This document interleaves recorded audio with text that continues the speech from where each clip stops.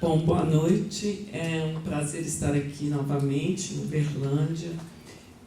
A primeira vez que eu estive foi justamente num curso para gestores culturais e volto provavelmente depois de 5 anos através do convite do Rubem, a quem eu agradeço, e toda a equipe da Balaia do Cerrado. Bom, eu vou falar na perspectiva de uma pesquisadora de economia da cultura.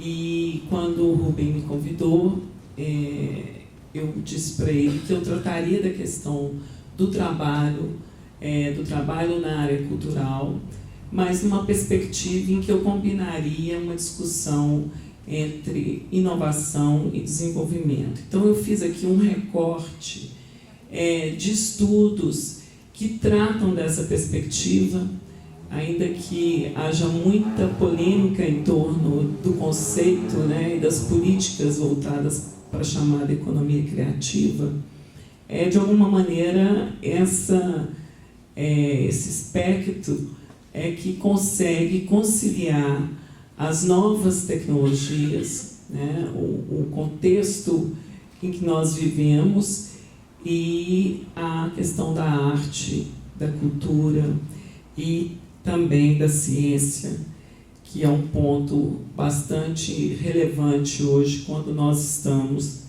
tratando de cultura. Então, apenas para fechar, tentar falar um pouco do que a literatura em geral, e não é só a literatura econômica, mas também de geógrafos, sociólogos, são muitas as nomenclaturas, e essas nomenclaturas são criadas para esse momento que a gente pode pensar a partir, principalmente dos anos 80, mas com mais ênfase final dos anos 90 e já nesse século, seria a noção de economia do conhecimento, nova economia, capitalismo cognitivo, economia cultural e cognitiva, capitalismo cultural e cognitivo. Ou seja, de alguma maneira, as novas tecnologias, elas criaram uma centralidade para a cultura e a arte, no sentido de criar uma definição de mudança na forma de produzir, na forma de consumir e na forma também de distribuir os bens e serviços culturais. Então, essa transversalidade que envolve vários aspectos, e aspectos esses associados a uma questão cognitiva, a uma questão da criatividade, faz com que muitos autores se debrucem e tentem entender o contexto atual. E aí, claramente, a ruptura ocorrida é a da mudança do paradigma tecnológico. Isso, de alguma maneira, não está diretamente associado ao setor cultural, ao setor artístico, mas talvez, o segmento que mais se aproprie dessas novas tecnologias e, com isso, mude, reconfigure até mesmo a abordagem econômica. Então, a gente tem aí uma sequência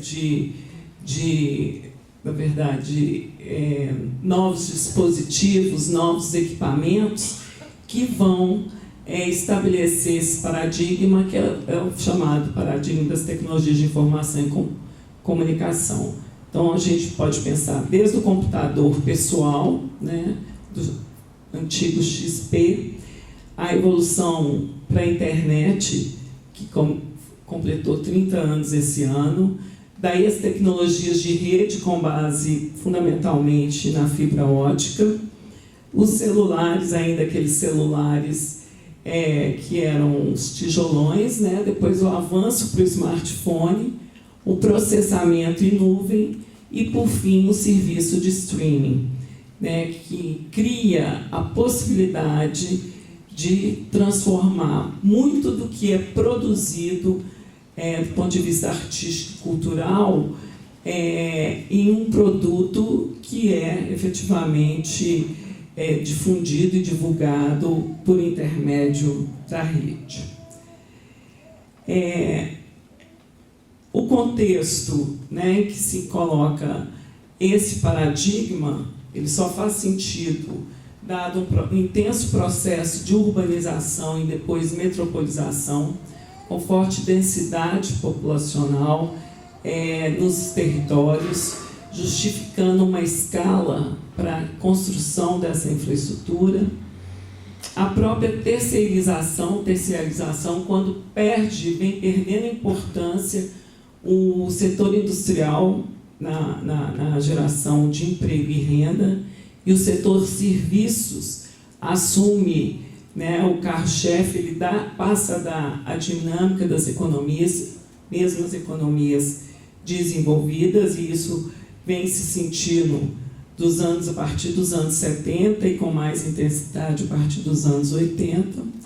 E agora, já no final dos anos 90, o fato de nós termos o acesso às redes e, basicamente, aos celulares, os smartphones, mais propriamente, a questão da portabilidade, da hiperconectividade, o Big Data, o e-commerce e, propriamente, a inteligência artificial. Quer dizer, são dispositivos, são canais que criam uma reconfiguração produtiva, reconfiguração essa que nos faz, muitas vezes, estar pensando uma nova estrutura, não só de organização da produção, mas também do trabalho, né?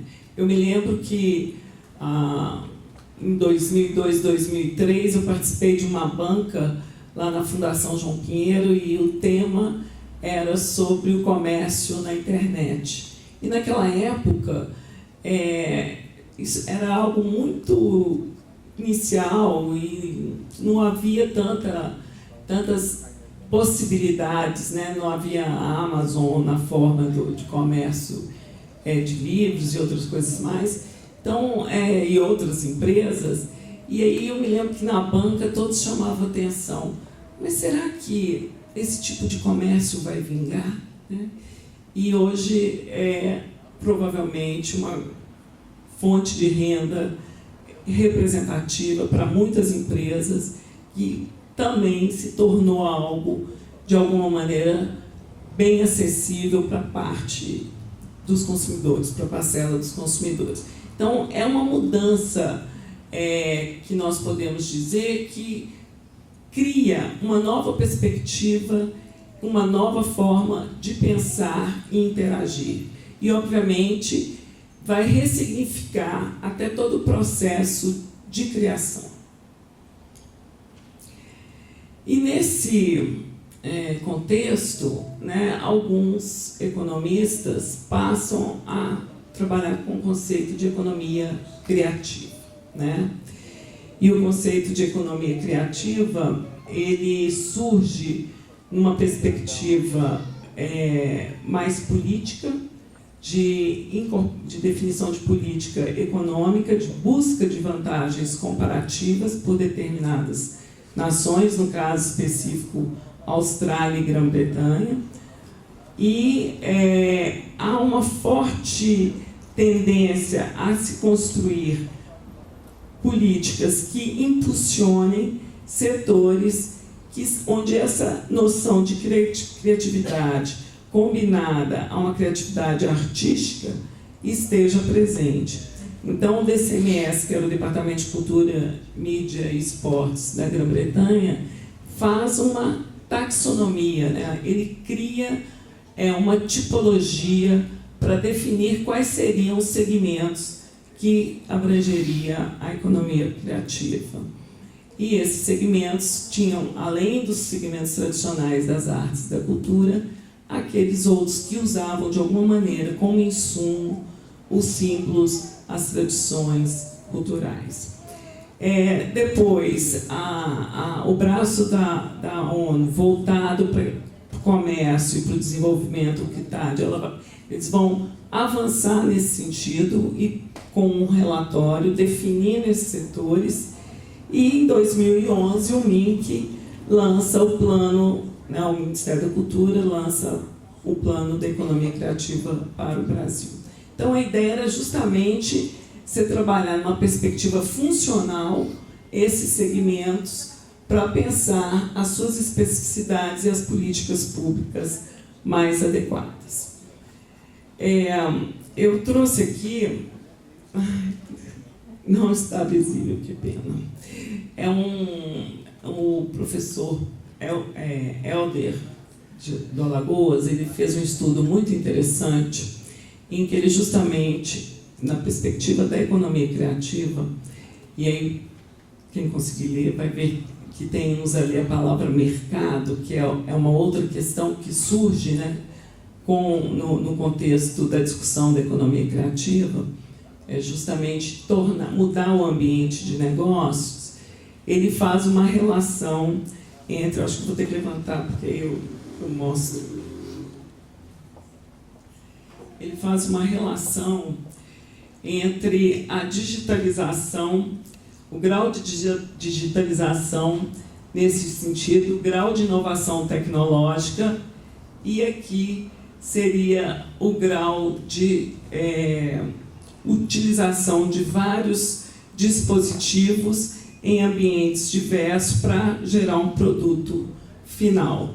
Então, ele trabalha nessa perspectiva mostrando que o mercado musical, o audiovisual, o mercado, nem eu estou conseguindo ler aqui, coisa horrorosa, o mercado publicitário e editorial estariam à frente nesse processo de utilizar das novas tecnologias e de uma maneira em que você teria a construção por vários dispositivos dos conteúdos por eles gerados.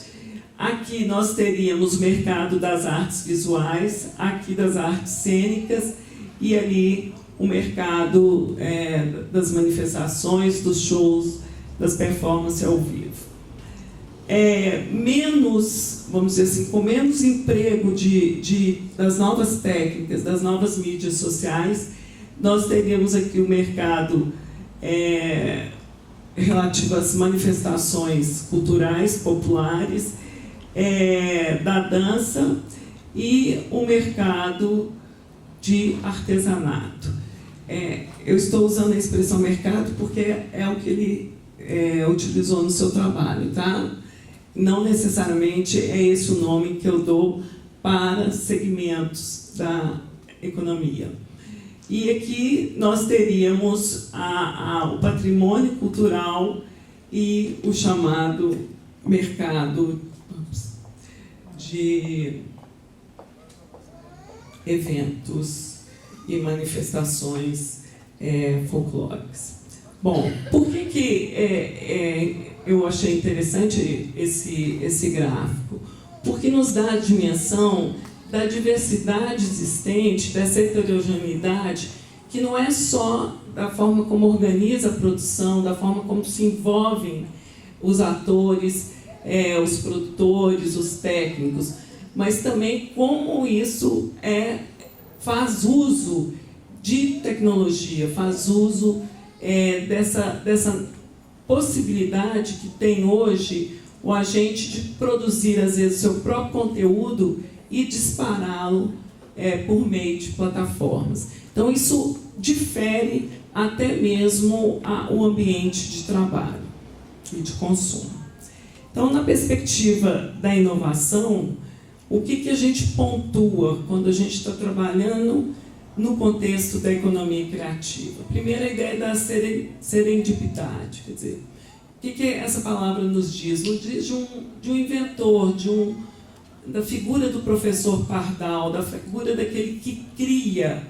E nessa lógica da invenção, quer dizer, você tem muito mais a inovação conduzindo o regime do que propriamente a reprodução em massa. Então, há uma diferenciação em relação ao contexto anterior, que era justamente o contexto do Fordismo, onde você tinha uma produção em larga escala de produtos padronizados. Nesse caso, a gente tem uma maior diversidade e diferenciação. Um segundo uma segunda questão que se coloca é um ambiente de trabalho muito mais flexível, né? Com novas ocupações. Como hoje muito se faz pela rede, né, do ponto de vista principalmente da divulgação, surgem aqueles trabalhadores que não necessariamente são os atores, são os criadores, são os artistas, mas são os trabalhadores que vão gerenciar as mídias sociais, são os trabalhadores que vão construir os textos para as mídias sociais, são os trabalhadores que vão estar na plataforma para o financiamento, ou mesmo para a gestão financeira desses vários grupos coletivos e empreendimentos da área cultural e criativa. Então, e muitas vezes esse trabalho pode ser feito de casa, não necessariamente é um trabalho presencial. Além disso, nós temos a superposição de momentos em que as pessoas são simultaneamente atores e diretores numa facilidade criada pela própria forma de organização da produção. Não que isso não existisse, né? Mas isso tem a se intensificar com as novas tecnologias. E uma questão que chama bastante atenção na literatura é justamente a ideia de não se ter minimizar o papel de grandes corporações, que você tem mais a noção do coletivo, de um trabalho menos hierárquico. O Harvey chega a falar no seu livro que, de alguma maneira, os artistas estavam se antecipando a esse momento que ele denomina pós-fordista, mas que, de alguma maneira, é esse momento em que o mercado de trabalho se torna mais flexível, onde se tem, às vezes, a presença do empreendedor individual, ao invés de se ter do assalariado mesmo, de um autônomo. Tá? E um terceiro aspecto é o aspecto relativo ao que se chama variedade relacionada e fertilização cruzada. Então, como que a atividade artístico-cultural, a atividade criativa, ela tem impacto não só no próprio setor, mas em setores relacionados. Então, isso se mede na economia através dos chamados transbordamentos, né, os spillovers, que é justamente medir, como o Grupo Galpão fala, né, no vídeo aqui apresentado, que desde sua existência ele já teria gerado 100 mil empregos. Então, é pensar justamente a ideia da cadeia e como ela não fica apenas retida em termos de geração de renda e de emprego no segmento, mas tem transbordamento, tem desdobramentos para outros.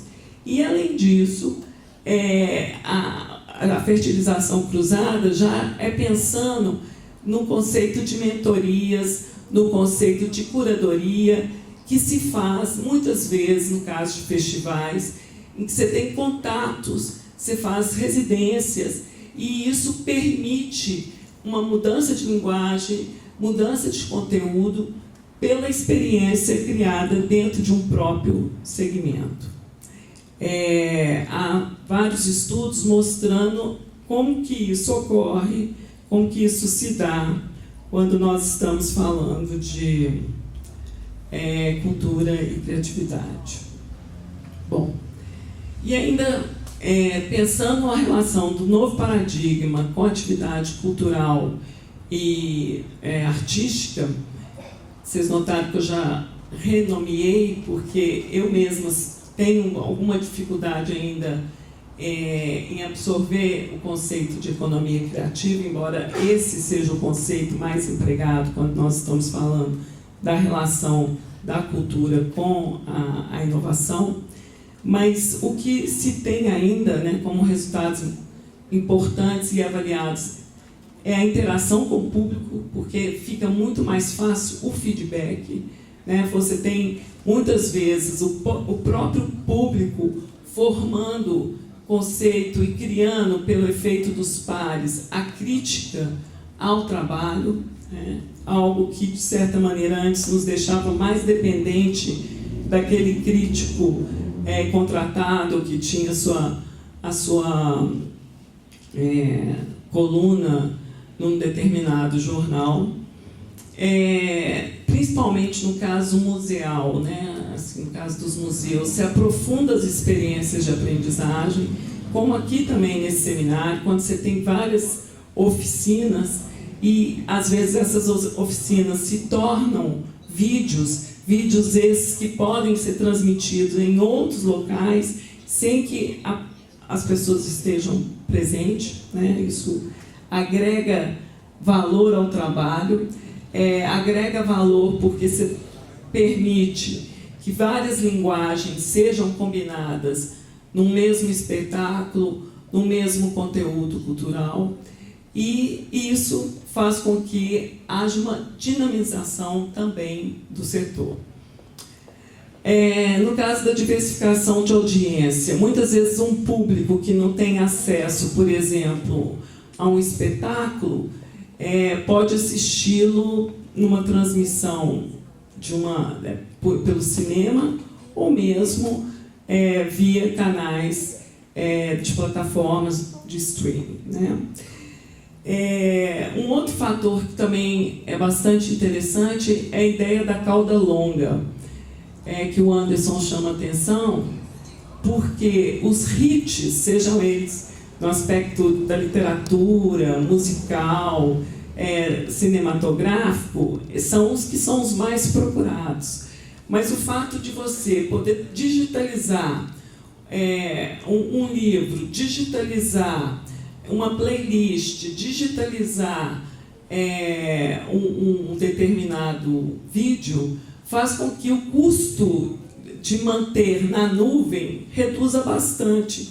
Então, é possível você diversificar também a oferta de produtos, né? E, com isso, permite que outras pessoas, consumidores que têm um determinado perfil, um determinado hábito, tenham acesso também a esse conteúdo, que não sejam, vamos dizer assim, atropelados apenas pelo hit do momento, pelo cinema blockbuster e por aí vai. Novos modelos de negócio. Eu tenho participado de alguns festivais de teatro, e esse é o exemplo que normalmente eu dou, mas é justamente a ideia das apresentações para curadores, né? Como se faz na academia, se apresenta um pitch, ou então as startups apresentam uma proposta de um produto inovador, também diretores, produtores apresentam qual que é a proposta daquela peça, para ver se aquela peça tem afinidade ou não com o perfil, com a identidade de determinados festivais. Então, um exemplo que é emblemático é o das Ilhas Canárias, onde acontece um mapa que envolve produtores culturais, diretores, grupos de teatro de todo o Atlântico Sul, e é feito justamente essa rodada de negócios, e que, de certa maneira, muda o perfil, a configuração do que até então existia, né? Eu gosto de remeter a ideia de leilão de artes, né? Como se, que é algo muito antigo, né? Talvez seja o exemplo mais emblemático de leilão, seja justamente de obras de arte, e que muitos setores culturais vêm se apropriando dessa lógica para mostrar seu trabalho e se inserir num determinado programa de festival. E os spillovers sobre pessoas e lugares. Nesse caso, eu pretendo falar um pouco mais à frente. Bom, eu vou passar essa parte que já me deram aqui 3 minutos, mas esse talvez seja o trabalho mais interessante, que são 4 modelos para as indústrias criativas e culturais, desses 2 autores australianos, e eles separam os segmentos da cultura, das artes, e eles, como eles chamam, indústrias criativas culturais, eles separam conforme a forma em que é organizado e distribuído aquele produto. Então, o primeiro setor seria um setor que é um segmento que eles atribuem, um segmento, um modelo de bem-estar, que o produto teria alto valor cultural, mas baixo valor econômico. E que, por isso, esses segmentos dependeriam em muito do subsídio público, né, de recursos públicos, que na literatura está associado fundamentalmente às artes cênicas, ao artesanato. E que, por ser meritório, né, por ser importante do ponto de vista da identidade de um grupo, da identidade de uma comunidade, mesmo histórica, faz sentido que haja essa transferência de recursos. Um segundo seria o da concorrência, para o qual eles sugerem uma política industrial como outra qualquer, que se faz em termos da competição, porque esse é um grupo estruturado na forma de uma indústria, que é o caso da indústria cinematográfica, é o caso da indústria fonográfica. Um terceiro grupo é aquele que tem uma transversalidade e que permite com que outros setores, não somente ele, agreguem valor. E aí, no caso, eles chamam atenção principalmente para o design e para a publicidade. E justificam políticas de investimento. E, por fim, um grupo que eles consideram que é o sistema de inovação hoje existente. Obviamente, aqui, pensar no Brasil é algo um pouco distante ainda da nossa realidade. Mas para países onde a inovação tecnológica se dá em maior intensidade, a maior apropriação de pesquisa e desenvolvimento e geração de novas técnicas e produtos, é pertinente pensar que, possivelmente, inteligência artificial, realidade aumentada, se incorpore como um acréscimo, como um próprio processo de inovação combinado aos setores, por exemplo, de programação, aplicativos, que estão mais associados a uma questão tecnológica do que propriamente cultural. Eu tenho quantos minutos? Eu tenho que fazer uma opção. Acabou? Não.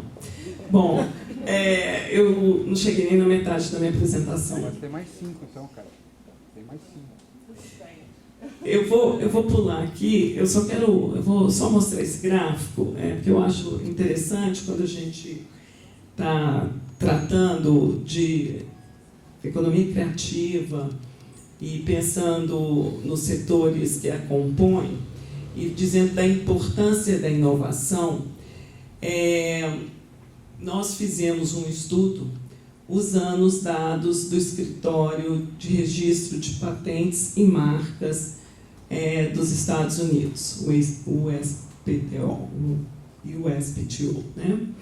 E aí, esse gráfico aqui é o seguinte: como serviço normalmente não gera patente, porque não é um serviço, não é um bem tangível, nós trabalhamos com as marcas.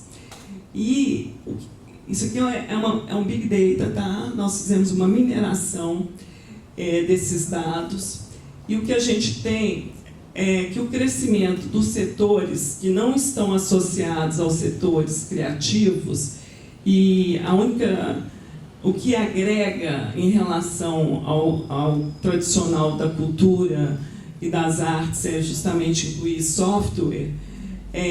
O que nós temos aqui, um crescimento entre 1920 e 2010, para os outros setores que não estão dentro do guarda-chuva da economia criativa, de 8,4%.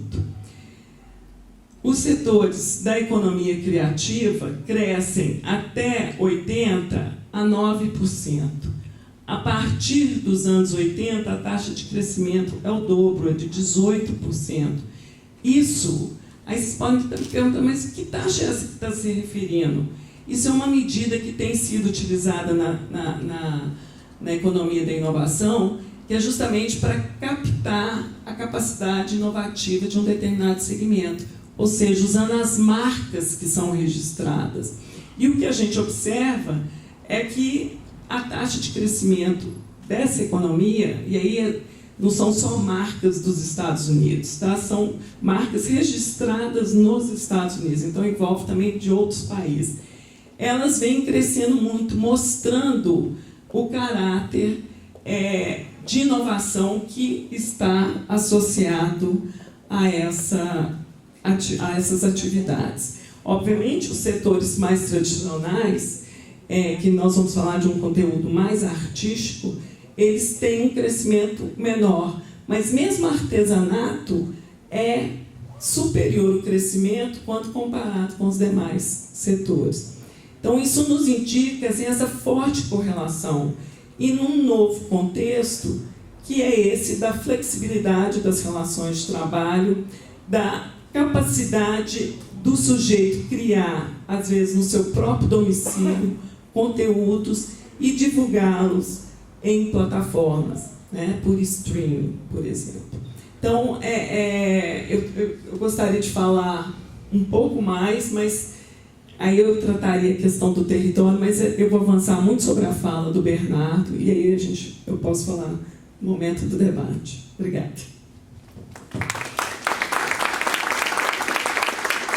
Eu primeiro queria agradecer, evidentemente, o convite, principalmente ao Grupo Pontapé, e dentro do Grupo Pontapé, o Rubem, né, que já o considero um amigo, né, e dizer que vocês foram muito ousados, na verdade, nessa proposta, né, de seminário, porque falar sobre o futuro, num país como o Brasil, que a gente não sabe o que vai acontecer amanhã, realmente, né, eu até entendo que você está falando de um futuro aí de novas tecnologias, etc. e tal, mas realmente, eu sou historiador, na verdade, de profissão, fiz ciência política, mas na verdade me considero historiador.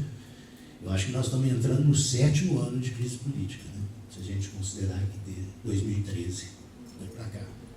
Eu tinha expectativa que a eleição iria acalmar um pouco os ânimos e não aconteceu, né?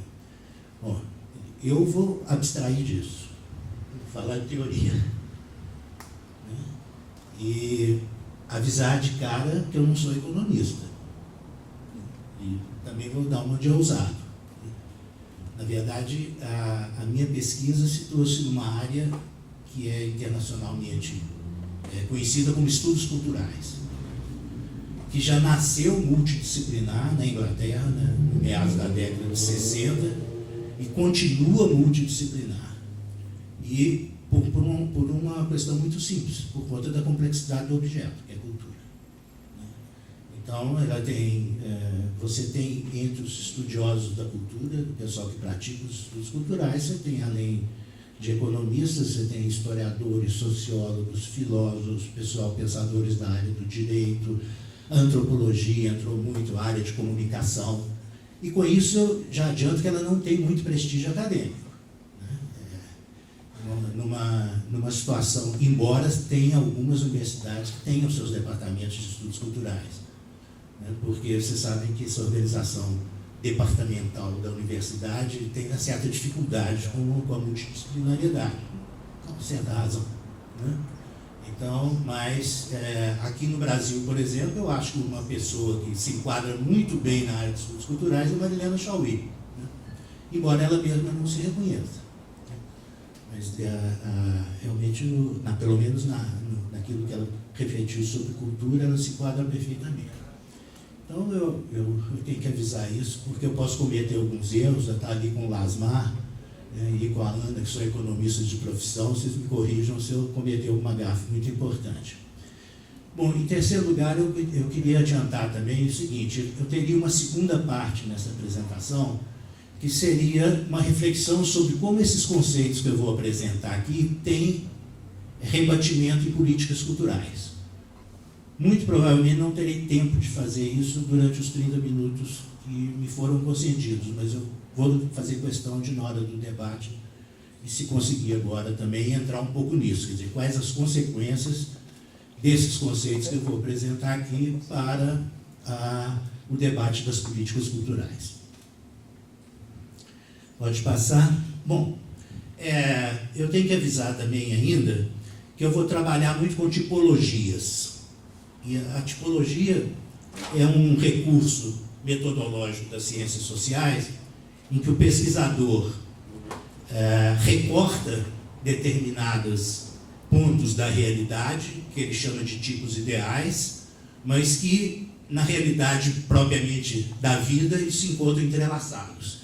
Então, vocês não se assustem quando eu já vou anunciar, isso é uma tipologia, porque as coisas são, na realidade viva, diferentes do que aquilo. Mas isso facilita o entendimento da realidade, da tipologia. É um recurso muito interessante e que eu gosto muito de usar. Bom, mas o primeiro conceito fundamental, antes de entrar nas tipologias, é essa distinção entre valor econômico e valor simbólico. Né? Do ponto de vista puramente econômico, o bem cultural, e o termo bem cultural, no meu entender, é um termo econômico, né? Ele é um produto que é produzido, distribuído, negociado no mercado, igual a qualquer outro produto. Né? Agora, ele tem também o valor simbólico, que é o mais importante no bem cultural. Né, que ele é portador de ideia, de sentido, tem efeitos sobre a sensibilidade, a imaginação, a reflexão, né, e relaciona-se com a memória e as identidades. Pode passar? O que é importante é que o bem cultural só adquire valor econômico, é uma consequência do valor simbólico, o valor econômico. Né? Então, a acumulação econômica, né, na área cultural se dá depois da acumulação simbólica. Né? Um grupo pontapé só vai começar a virar uma empresa mais potente à medida que ele vai ganhando prestígio, que é parte do capital simbólico. Né? À medida que ele vai ganhando prêmios, né? À medida em que ele vai tendo críticas favoráveis. Isso tudo compõe o capital simbólico. E o reconhecimento do público, né? Que também é difícil de medir. Né? E essa dificuldade, inclusive, de medir, né, coloca um problema de precificação, inclusive. Você pode até precificar, mas é sempre uma coisa um pouco, vamos dizer, arbitrária na área cultural. Mas há um exemplo muito banal a respeito dessa relação, por exemplo, com uma tela, um quadro. Né? Quer dizer, o valor econômico daquilo, de um quadro, não está no preço da tela, não está na quantidade de tinta que você usou, muito menos na moldura. Né? O valor daquele bem cultural está naquilo que ele transmite, na relação do sujeito com aquele objeto. Né? As emoções que aquilo produz na pessoa, a reflexão. Hegel dizia que a arte é uma forma de conhecimento que une o inteligível, que é do campo do cognitivo, e o mundo do sensível, né, que é o mundano, né, é o lugar das emoções. A arte tem, nesse ponto, a arte é mais completa do que a ciência, no meu entender, né, porque ela mobiliza o cognitivo e o sensível. Um livro, por exemplo, ele não é precificado pela quantidade de tinta que gastou, número de páginas, né, mas para aquilo que ele transmite pelo valor simbólico. Bom, essa é a primeira tipologia que eu acho que tem que ser considerada em termos de economia da cultura, que são os campos de produção. E aí, esse é um quadrinho que resume Bourdieu, resume a Escola de Frankfurt, resume estudos sobre cultura popular, e com muito cuidado, né, depois de Nestor Pamplini, falando em culturas híbridas, a gente sabe, né, que grupos indígenas se inspiraram no México, no seu artesanato na revista Vogue, assim como hoje estilistas de moda se inspiram no design indígena para fazer tecidos. Né? Então, hoje você tem um hibridismo. Né? Só que é muito importante, do ponto de vista analítico, a gente separar esses três campos por duas características: o objetivo principal e o público principal. Né? A indústria cultural, o objetivo básico é o lucro, e para isso ela visa o grande público. O campo erudito, o objetivo principal é a distinção social, tanto do produtor quanto do consumidor, e o público principal são os próprios pares. E a cultura popular, o objetivo principal é promover a coesão social, né, de comunidades. Então, resumindo, entende-se por indústria cultural o campo de produção cujo principal objetivo é obter lucro, portanto, busca atingir o maior público possível. O campo erudito é aquele cujas obras se destinam prioritariamente aos próprios pares, intelectuais e artistas, cujo objetivo principal é a obtenção de prestígio e distinção social, tanto de criadores quanto de consumidores. E o campo da cultura popular, por sua vez, reúne as múltiplas manifestações que objetivam fortalecer a coesão das comunidades das quais procedem e para as quais são dirigidas. Evidentemente que isso, já falei, na realidade concreta da vida, né, essas coisas se misturam. E muitas vezes um produto, você pode ter elementos dos três campos. Exemplo, o Carnaval do Rio. O Carnaval do Rio tem um componente popular fortíssimo. O ano inteiro ele é produzido em comunidades territoriais, né? Agora, ele tem uma coisa característica do campo erudito, que são os quesitos de avaliação das escolas de samba. Dá até nota de 1 a 10, não, nota de 9 a 10. Né? Quesito 1, quesito 2, quesito 3, isso é típico do campo erudito. E tudo é vendido ali, inclusive o enredo, ou seja, que é uma característica da indústria cultural. Né? Então você vê que né, na vida real, uma manifestação, ela tem características dos três campos. Evidentemente que se envolve opções e escolhas de política cultural, né, gente? Isso, o tempo todo eu estou pensando em política cultural. Pode passar. Bom, aí uma outra característica do bem cultural, que essa é indiscutível, que é a sua singularidade. Cada bem cultural é único. Isso gera uma série de consequências. Inclusive, você pode ter a era do gelo 1, 2, 3, 4, 5, mas cada um é um. Tem uma produção, tem um designer, tem, né, um financiamento, etc. E tal, né? Isso, inclusive, tem consequências econômicas fortíssimas, porque é uma atividade de alto risco. Inclusive, isso explica, né, por exemplo, como que há uma certa tendência à monopolização na indústria cultural. Porque você tem que investir em vários filmes ao mesmo tempo, porque você não sabe qual que vai sucesso. Muitas vezes um dá o dinheiro para pagar os outros 4. Entendeu? Então, se você vê a história da indústria cinematográfica norte-americana, é um pouco isso, né? Bom, mas o fato é que uma coisa fundamental nessa história aqui de emprego e na área de cultura, né? Bom, isso também vale não só na arte como no patrimônio cultural, essa singularidade. Não existe duas Uberlândia, só existe uma. Não existe 2 Vales do São Francisco, não existe 2 Ouro Preto. Então, cada bem do patrimônio também é único. E o que é fundamental aqui? A presença humana, né?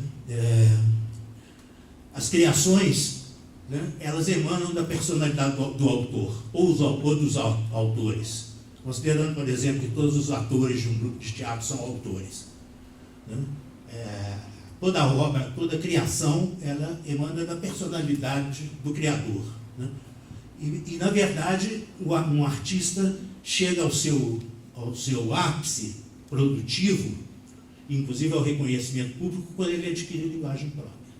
Nenhum outro tem aquela linguagem. Aliás, nenhum grupo de teatro é igual ao pontapé. Não existe. Ou o galpão é diferente do galpão, assim como de dança também. Isso é ótimo, né? Uma vida que tenta padronizar tudo, né? É só a arte que tem essa capacidade. Agora, você arrisca demais, você pode tomar um ferro danado. Você gasta uma grana e o público não vai. Muitas vezes você não sabe o que é. Eu também fui ator de teatro há muitos anos. Eu cheguei à conclusão que a gente só obtém sucesso quando a gente responde a alguma pergunta que a sociedade está fazendo. Ou quando a gente expõe tensões no momento. Isso é muito próprio do teatro, na minha opinião, e da dança. Ele é muito conjuntural, né? Quando você fala de alguma coisa que ninguém que não está importando, aí ninguém vai ver seu espetáculo. Isso é uma hipótese pessoal, né? Tem artista que fala além do seu tempo, mas esses são raros. Eu acho, por exemplo, que Kafka previu o totalitarismo num livro feito O Processo e o Castelo. Ele antecipou o totalitarismo. Van Gogh não vendeu porque aquela pintura dele, os impressionistas em geral, expressam o subjetivo, o sujeito. É isso que é o impressionismo. Quando estava se pensando, Freud estava pesquisando o inconsciente, né? Aquela pintura expressa um pouco a tensão interior. Aquilo as pessoas não entenderam naquele momento, mas o que Van Gogh estava mostrando, né? O mundo interior. Hoje virou essa coisa, que um leilão de uma obra de Van Gogh, né? Milhões. Bom, aqui uma coisa simples, mas que tem que considerar, são produtos de substituição. Então, por exemplo, você pode ter, no caso da música, o show ao vivo, você pode ter o CD, né? Pode ter o streaming, etc. e tal. Agora, é importante dizer que cada um desses produtos tem modalidades, tem seus próprios meios de produção, distribuição e comercialização. Pode passar. Bom, esse conceito para mim é fundamental também, já é aceito. E é uma consequência da ideia de singularidade do bem cultural. Ou seja, a cultura é intensiva, a produção artística, no caso específico, é intensiva em trabalho. Então você pode incorporar matéria-prima, tecnologia, um monte de coisa, mas você não vai fazer nada sem o aporte humano.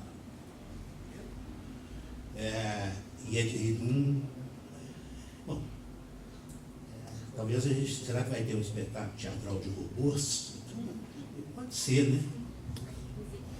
Pode ser que a gente chegue lá, né? Mas por enquanto nós ainda necessitamos do corpo do ator, diariamente. Só uma coisa anterior aqui, pode voltar lá. Eu só queria comentar, falta 10 minutos, eu vou cumprir o tempo. Como se dá a inspiração. E aí eu estou aplicando um pouco estudos de psicologia, que também entram na área de estudos culturais. Que ficou praticamente demonstrado que a inspiração ou o insight, ela é resultado de um trabalho quase obsessivo, intenso do criador, e aí é do artista e do cientista, mas a inspiração surge no intervalo entre o trabalho e o repouso, ou no próprio repouso. Então, muitas vezes as pessoas acham que inspiração vem dos céus, né? Deixa eu ficar parado aqui para ver inspiração. Não. É demonstrado que a inspiração é trabalho de gente doida, inclusive. Né? Que tem cientistas que ficam 13, 14 horas dentro do laboratório, esquece do almoço, esquece do jantar, né? Mas aí sai para dar um passeio aqui e plimba, resolve um problema.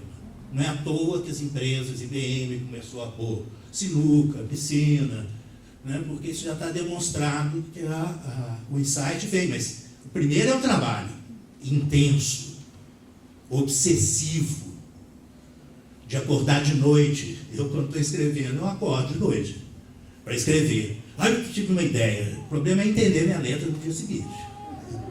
Mas todo mundo já experimentou o que é. Ou seja, é muito trabalho. E ainda tem o trabalho posterior. É muito raro, tem Manuel Bandeira cita um poema que veio para ele inteirinho na cabeça durante uma viagem de trem. Só que depois ele ficava anos e anos burilando, até antes de expor ao público. E esse trabalho de burilar, o pessoal de teatro também conhece, né?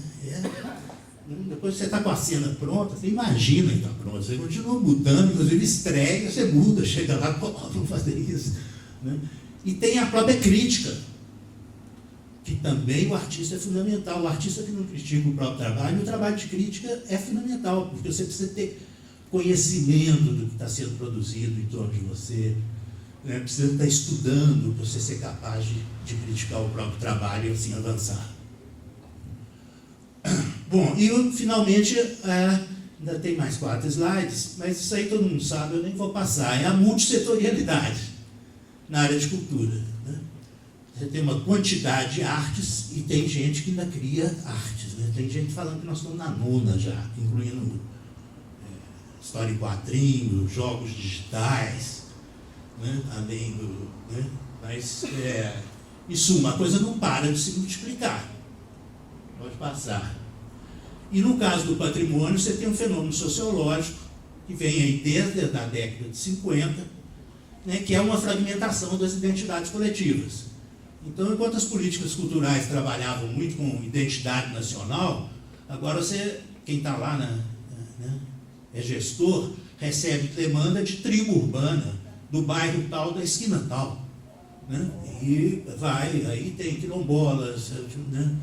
Afro-brasileiros, né? Gêneros, aí os gêneros também se multiplicam, né? LGBTQI, né? Não está já aí? Acho que está no I já, né? Já tem, entendeu? Então, você tem um processo de fragmentação, né? Que vai gerando também muita pressão na área de patrimônio imaterial. Pode passar.